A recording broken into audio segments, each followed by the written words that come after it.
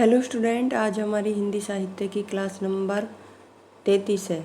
ये क्लासें HTET TGT और पीजीटी दोनों के लिए महत्वपूर्ण है। अभी हमारा जो रीतिकाल चला हुआ है उसके कवियों को हम इस वीडियो में देखेंगे। चलिए फिर शुरू करते हैं। सुखदेव मिश्र कविराज की उपाधि प्राप्त थी किसको? सुखदेव को। फाजिल अली प्रकाश या रसार्ण इनकी रचनाएं हैं। कालिदास त्रिवेदी की कालिदास हजारा, नेवाज की शकुंतला नाटक, श्रीधर जंगनामा। सूरती मिश्र रीतिकाल के प्रसिद्ध टीकाकार माने जाते हैं। कौन? सूरती मिश्र। बिहारी सतसई काव्य प्रिया रसिक प्रिया पर इन्होंने टीकाएं लिखी हैं। बिहारी सतसई पर लिखी गई टीका का क्या नाम है? अग्रचंद्रिका। आगे है अलंकार माला, सूरती मिश्र का प्रसिद्ध ग्रंथ है। बहुत ही इम्पोर्टेंट रचना है। अलंकार माला किसकी है? सूरती मिश्र की है।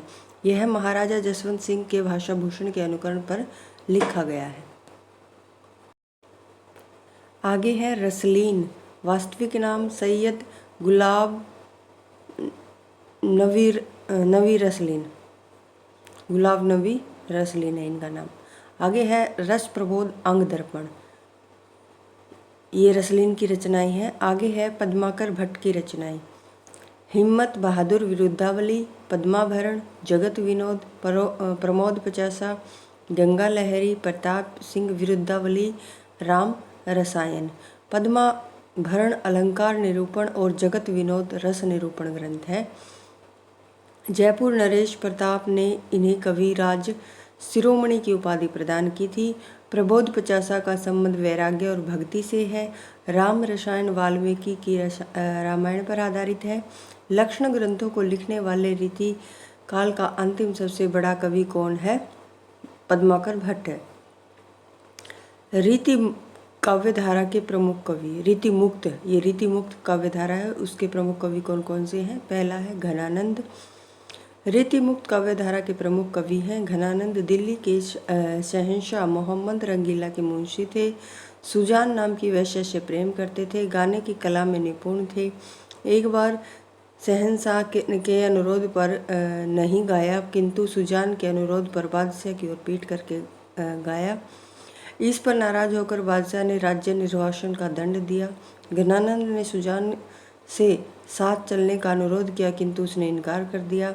दिल्ली से निर्वासित होने के बाद वृंदावन चले गए और वृंदावन आकर निम्बार्क संप्रदाय में दीक्षित हुए। सुजान के प्रति लौकिक प्रेम और कृष्ण के प्रति अलौकिक प्रेम में बदल गया। जो सुजान के प्रति लौकिक प्रेम था वो कैसे बदल गया? कृष्ण के प्रति अलौकिक प्रेम में बदल गया। नादिर शाह के सैनिकों ने उनके हाथ काट दिए, फलस्वरूप उनकी क्या है? मृत्यु हो गई। घनानंद की जो प्रमुख कृतियाँ हैं वो कौन सी है? सुजान सागर, विरह लीला, कोकसार, रस केलीवली, कृपा कांड, इश्क लता, सुजान हित प्रबंध। आगे है आलम। जाति से ब्राह्मण थे, शेख से प्यार करते थे और शेख से विवाह करने के लिए इस्लाम धर्म स्वीकार किया। शेख स्वयं कुशल कवित्री थी और इनकी जो रचना है आलम की, आलम के लिए। बोधा, इनका वास्तविक नाम बुद्धिसेन था। सुभान नाम की गणिका से प्रेम करते थे। पन्ना महाराज ने इन्हें एक बार कुछ मांगने के लिए कहा तो इन्होंने सुभान को मांग लिया। इनकी रचनाएं हैं वीर वारिस, इश्कनामा। वीर वारिस एक प्रबंध काव्य है। इसमें माधवा नलकाम कंदला की प्रेम कथा वर्णित है। इश्कनामा मुक्तकों का संग्रह है। ठाकुर की रचनाएं ठाकुर ठसक और ठाकुर शतक। इन्होंने अपनी कविताओं में लोकोक्तियों मुहावरों का सुंदर प्रयोग किया है। किसने? ठाकुर ने। द्विजदेव, इनका वास्तविक नाम मानसिंह है। अयोध्या के राजा थे। इनकी रचनाएं श्रृंगारवती सी, श्रृंगार लतिका। द्विजदेव रीति मुक्त धारा की क्या है? अंतिम कवि हैं। रीतिकाल की अन्य रचना प्रवृत्तियां देख लेते हैं। रीतिकाल की प्रधान प्रवृत्ति लक्षण ग्रंथों की रचना और श्रृंगार रस है। रीतिकाल में इन दोनों काव्य प्रवृत्तियों के अतिरिक्त धार्मिक वीर नीति साहित्य की भी रचना हुई है। आचार्य रामचंद्र शुक्ल ने ऐसे कवियों का वर्णन रीतिकाल के अन्य कवियों के शीर्षक से किया है। किसका? रीतिमुक्त धारा के जो कवि हैं उनका। डॉक्टर नगेंद्र ने कवियों का वर्णन रीतिकाल की अन्य काव्य प्रवृत्तियां शीर्षक से किया है रीतिमुक्त का। रीतिकाल का जो निर्गुण भक्ति साहित्य है उसके बारे में देखते हैं। यारी साहब का वास्तविक नाम क्या है? यार मोहम्मद था और बाबरी पंथ के संत थे। दरिया साहब को दादू का अवतार माना जाता है। इनका संबंध मारवाड़ से था। कुछ लोग इन्हें रामस्नेही संप्रदाय का प्रवर्तक मानते हैं।